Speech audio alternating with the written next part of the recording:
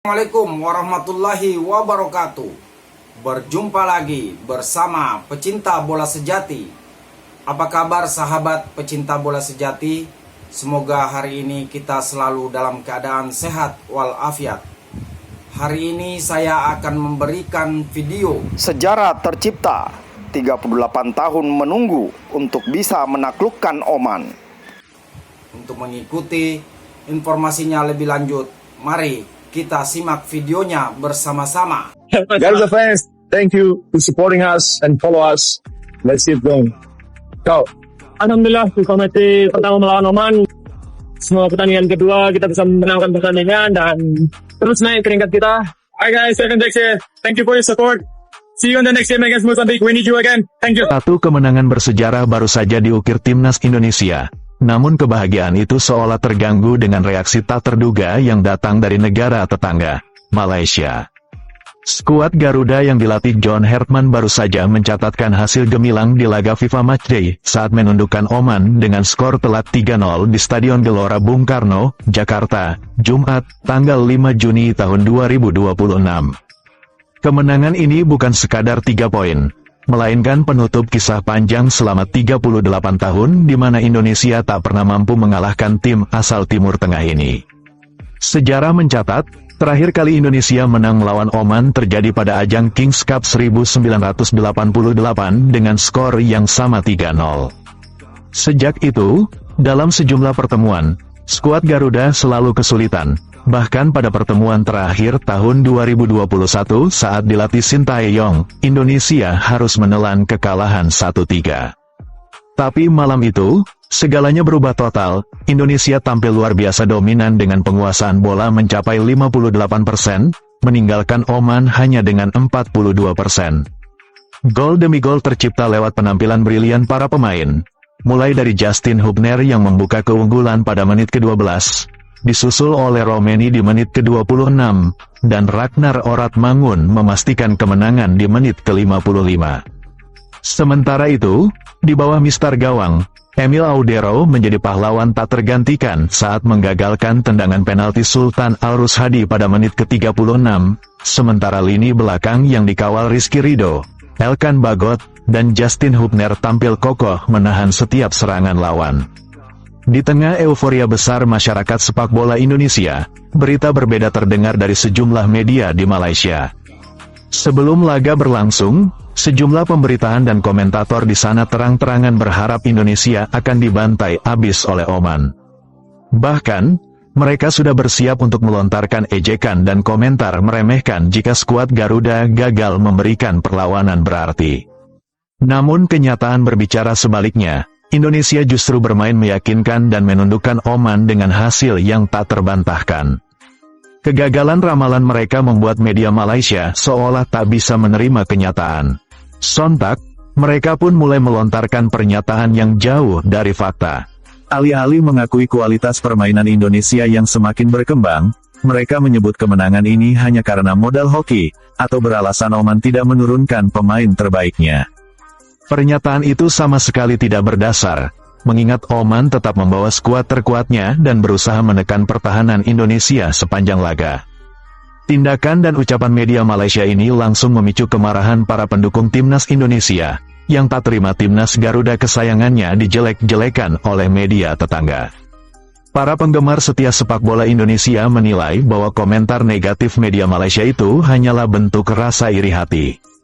Pasalnya, dalam beberapa tahun terakhir, perkembangan sepak bola Indonesia berjalan sangat pesat, mulai dari pembinaan pemain, perekrutan pelatih berkelas dunia, hingga proses naturalisasi yang berjalan terarah, sementara perkembangan sepak bola Malaysia justru berbanding terbalik, masih tertinggal jauh dan tak mampu menyaingi kemajuan yang dilakukan oleh Indonesia.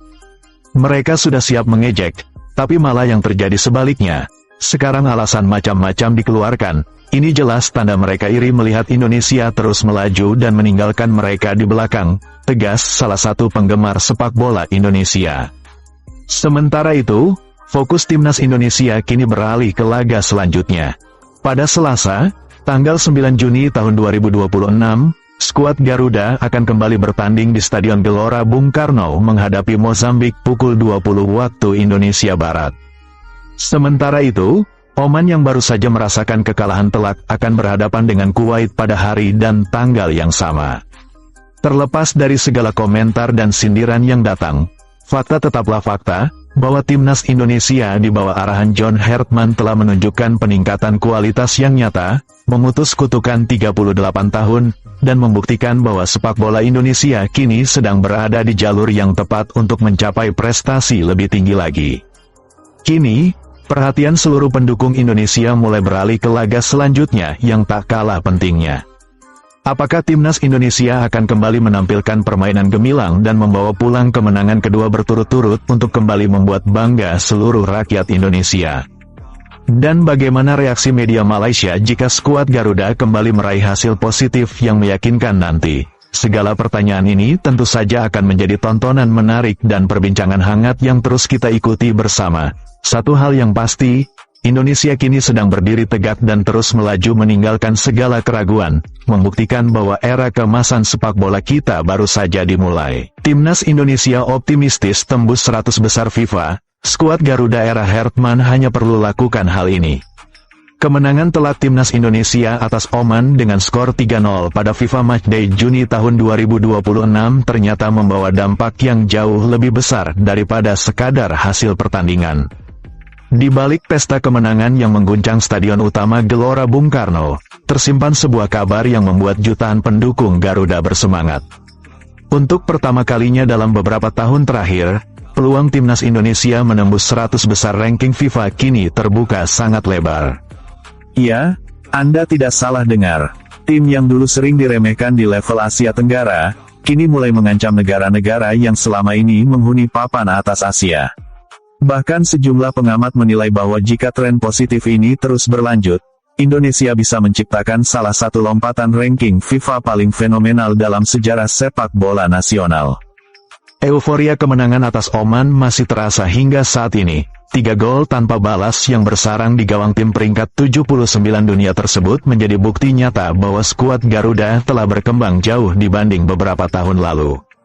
Bukan hanya menang, Indonesia menang dengan cara yang meyakinkan. Sejak menit awal pertandingan, pasukan John Hartman tampil agresif, penuh percaya diri, dan menunjukkan kualitas permainan yang membuat para pendukung Oman terdiam. Serangan demi serangan dilancarkan tanpa henti, sementara lini pertahanan tampil solid dan nyaris tidak memberikan ruang bagi lawan untuk berkembang. Hasilnya, kemenangan 3-0 menjadi penegasan bahwa Indonesia bukan lagi tim yang bisa dipandang sebelah mata.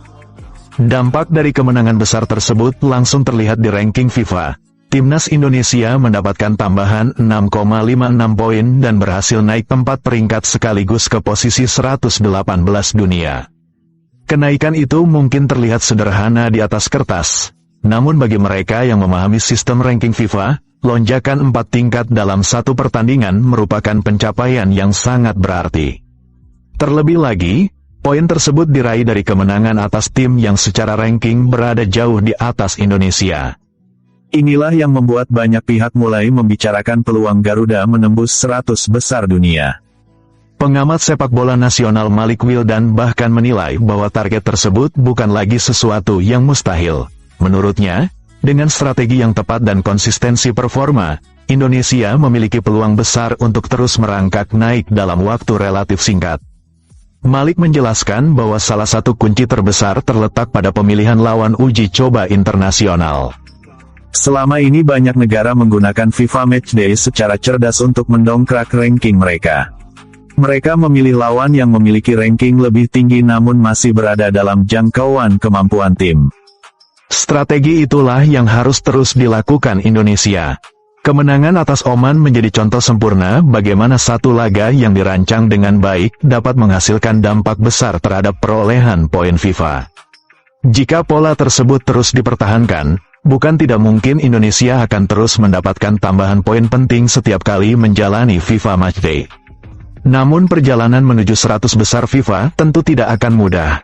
Masih ada banyak tantangan yang harus dihadapi. Konsistensi menjadi faktor utama yang akan menentukan apakah Indonesia benar-benar mampu mewujudkan target tersebut atau justru kembali tertahan di tengah jalan. Dalam beberapa tahun terakhir, salah satu masalah terbesar timnas Indonesia adalah menjaga stabilitas performa, Ada kalanya Garuda tampil luar biasa saat menghadapi tim kuat, tetapi kemudian kehilangan momentum pada pertandingan berikutnya. Kini situasinya berbeda. Di bawah kepemimpinan John Hartman, Indonesia mulai menunjukkan identitas permainan yang jelas. Para pemain memahami tugas mereka masing-masing, organisasi permainan semakin rapi, mental bertanding juga terlihat meningkat drastis. Banyak pihak bahkan mulai menyebut skuad saat ini sebagai salah satu generasi terbaik yang pernah dimiliki Indonesia. Tidak hanya mengandalkan semangat juang, para pemain Garuda kini juga memiliki kualitas teknis yang mampu bersaing di level internasional. Hal itu terlihat jelas saat menghadapi Oman. Tim yang selama ini dikenal sebagai salah satu kekuatan Timur Tengah tersebut dibuat kesulitan sepanjang pertandingan. Bahkan sejumlah media luar negeri menyoroti bagaimana Indonesia mampu mendominasi laga melawan lawan yang secara ranking berada jauh di atas mereka. Meski demikian, tugas berat masih menanti. Indonesia dijadwalkan menghadapi Mozambik pada laga FIFA Matchday berikutnya. Pertandingan ini diprediksi akan menjadi salah satu laga terpenting dalam perjalanan Garuda menuju 100 besar FIFA. Mengapa demikian? Karena Mozambik saat ini berada di peringkat 101 dunia. Artinya, kemenangan atas mereka akan memberikan tambahan poin yang sangat berharga sekaligus menjadi sinyal bahwa Indonesia semakin dekat dengan kelompok elit ranking FIFA. Jika mampu mengalahkan Mozambik, posisi Indonesia berpotensi kembali merangkak naik dan memangkas jarak dengan negara-negara yang menghuni zona 100 besar. Selain FIFA Matchday, Indonesia juga harus tampil maksimal di berbagai turnamen resmi. Piala AFF, FIFA ASEAN Cup, dan kompetisi regional lainnya akan menjadi panggung penting untuk mengumpulkan poin sekaligus meningkatkan pengalaman bertanding para pemain.